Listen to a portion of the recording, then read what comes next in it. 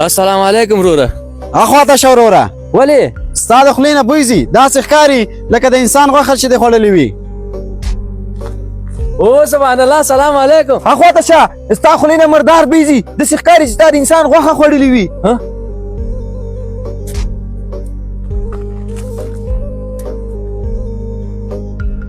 زما د خولې نه رښتیا بوی ځي؟ هو اخواته شه، ځه لاړ شه ځه. خدای پاکه. ته خو پوه که نه، او دا خواست نه مخیار ده، دا پرسه پوهېږي. السلام علیکم. وعلیکم السلام. سلام. دا خولې دې ولې پټه کړې؟ وروره ته وګوره زما د خولې څخه خو بوی نه ځي. نه وروره هېڅ خبره نشته. صادقه دا به درته زه ووایم، څوک چې د چا غیبت کوي داسې مثال لري لکه د همغه انسان غوښه خوري. موږ او تاسو باید د چا غیبت ونه کړو. الله تعالی دې موږ له غیبته وساتي.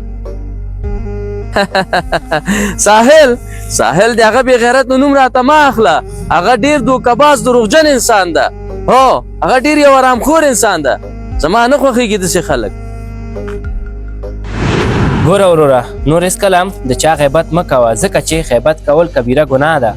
یا الله، زما دې توبه وي، زه به په ژوند کې هم نور د چا غیبت نه کوم.